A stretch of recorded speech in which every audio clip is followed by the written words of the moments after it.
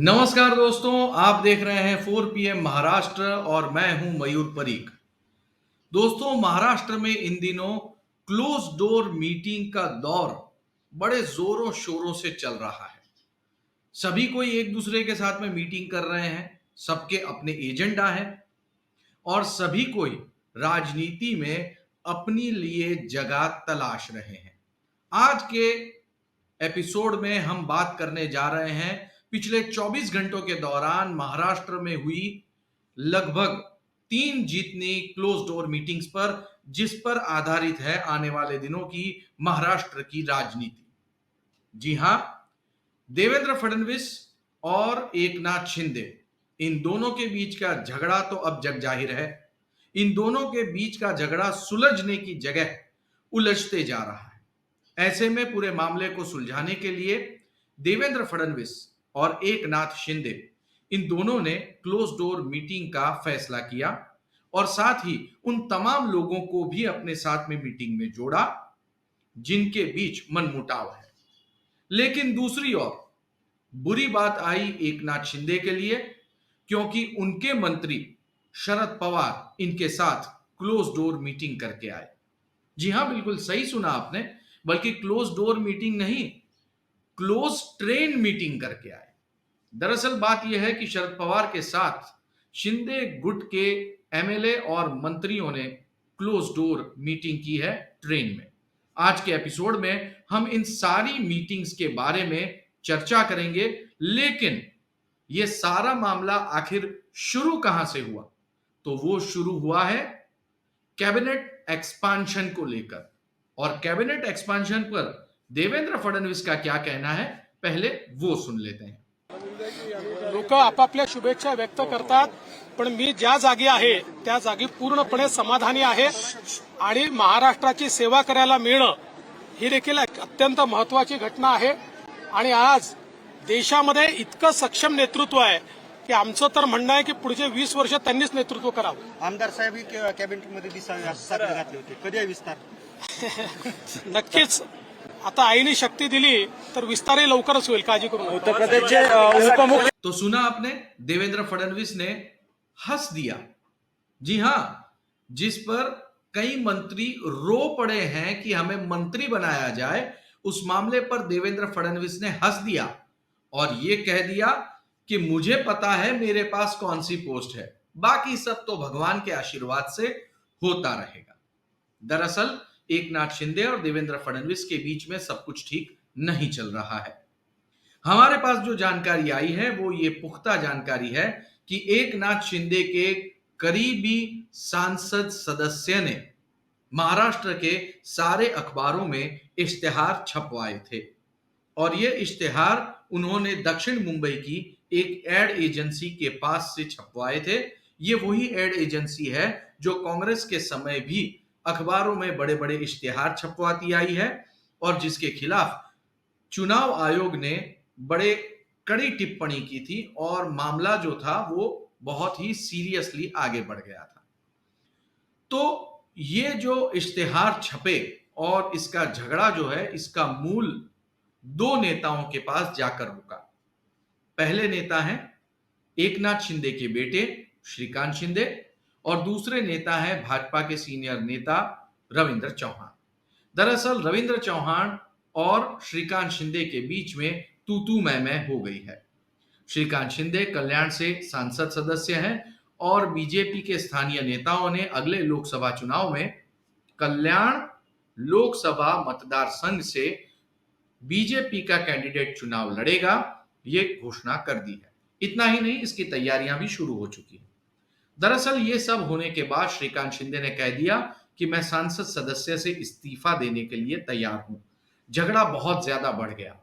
उसी वक्त बीजेपी के कार्यकर्ता ने आरोप लगाया कि पुलिस उन्हें परेशान कर रही है।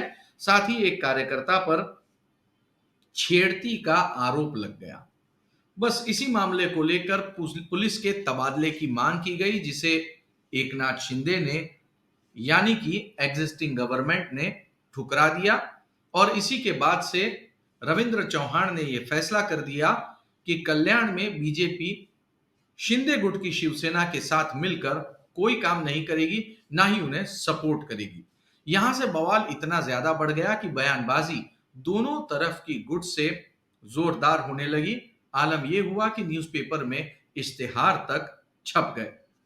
अब ये पूरे मामले को हल करने के लिए देवेंद्र फडणवीस और एकनाथ शिंदे ने पालघर इलाके में शासन आपल्या द्वारी, यानी कि शासन आपके दरवाजे पर, इस कार्यक्रम में एक साथ मंच साझा किया और रविंद्र चौहान के साथ में क्लोज डोर मीटिंग की।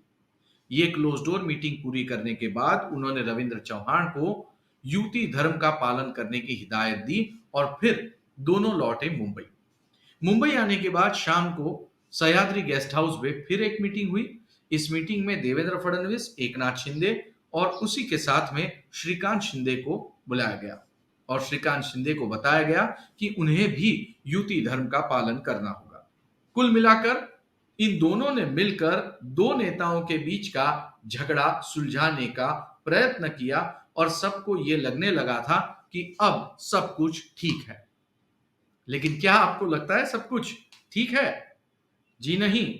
महाराष्ट्र की राजनीति हमेशा से ही बड़ी टेढ़ी राजनीति रही है। उत्तर प्रदेश के बाद सबसे कॉम्प्लेक्स राजनीति महाराष्ट्र की गिनी जाती है। यहीं पे उत्तर प्रदेश के बाद सबसे ज्यादा लोकसभा की सीटें भी हैं। ऐसे में सबसे बड़ी बात यह हो गई कि एकनाथ शिंदे के दो करीबी विधायक जाके शरद पवार से मिल के आए। वो भी 1-2 घंटे के लिए नहीं, लंबे समय तक मीटिंग चलती रही। बात यह है कि शरद पवार ट्रेन में बैठे जड़गांव जाने के लिए। उन्हें अमलनेर में एनसीपी लाइब्रेरी सेल की मीटिंग को संबोधित करना था, उसमें हाजिरी देनी थी और संयोग से गुलाब राव पाटिल और चिमन राव पाटिल, जो कि पारोला से एमएलए हैं, ये दोनों ही एमएलए उसी ट्रेन में चढ़े, उसी बोगी में चढ़े और तीनों के बीच में क्लोज डोर मीटिंग हुई ट्रेन में। इसके फोटोग्राफ भी सोशल मीडिया पर वायरल हुए। इसके कई अर्थ निकाले जा रहे हैं। गुलाब राव पाटिल जल सिंचाई मंत्री हैं महाराष्ट्र सरकार में और चिमन राव पाटिल भी एक कद्दावर एमएलए हैं। जो हमारे पास कुछ दिन पहले हमने एपिसोड बनाया था और सूची आई थी कि जो दिल्ली से फरमान आया है उसके हिसाब से 5 एमएलए को मंत्रिमंडल से बाहर निकाले जाने की बात हो रही है, जिसमें पहला नाम है गुलाब राव पाटिल, दूसरा नाम है अब्दुल सत्तार, तीसरा तानाजी सावंत, चौथा संजय राठौड़ और 5वां संदीपान भुमरे। इसमें जो सबसे पहला नाम है गुलाब राव पाटिल का, जो कि 4 टाइम के एमएलए हैं, उन्होंने शरद पवार के साथ में क्लोज डोर मीटिंग की। जब वो जलगांव उतरे तो उन्होंने कहा कि नहीं नहीं, हम तो बस यूं ही चर्चा कर रहे थे। लेकिन याद रहे, शरद पवार ने ऐसी ही कुछ क्लोज डोर मीटिंग की थी प्रधानमंत्री नरेंद्र मोदी के साथ, जिसके बाद महाराष्ट्र में देवेंद्र फडणवीस की सरकार पलट गई थी। दूसरी close door meeting Sharad Pawar ने की थी एकनाथ शिंदे के साथ, जिसके बाद अखबारों में इश्तिहार छपने लगे। तीसरी close door meeting Sharad Pawar की हुई थी गौतम अडानी के साथ, जिसके बाद की कोई जानकारी हमारे पास इस वक्त उपलब्ध नहीं है। और ये चौथी ऐसी क्लोज डोर मीटिंग है जिसमें शिंदे गुट के 2 सीनियर मंत्री और एमएलए उनके साथ ट्रेन में कई घंटों तक सफर कर रहे थे। तो कुल मिला के इसका नतीजा क्या होगा ये अब आने वाले दिनों में पता चलेगा। लेकिन महाराष्ट्र की राजनीति में जिस तरह से क्लोज डोर मीटिंगों का दौर चल रहा है और मीटिंग खत्म होने के 1 सप्ताह या 2 सप्ताह के भीतर ग्राउंड लेवल पर उसके रिजल्ट्स देखने को मिल रहे हैं, उससे ये नहीं लग रहा कि महाराष्ट्र सरकार में मौजूदा सरकार यानी कि बीजेपी और एकनाथ शिंदे वाली शिवसेना के बीच में सब कुछ ठीक चल रहा है। बहुत जल्द ये बात सामने आ जाएगी कि शरद पवार का अगला दांव क्या है।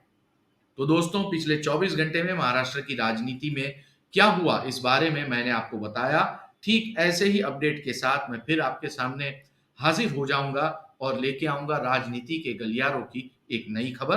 तब तक आप देखते रहिए 4 PM महाराष्ट्र। चैनल को सब्सक्राइब करें और बेल बटन दबाना न भूलें। बहुत बहुत धन्यवाद।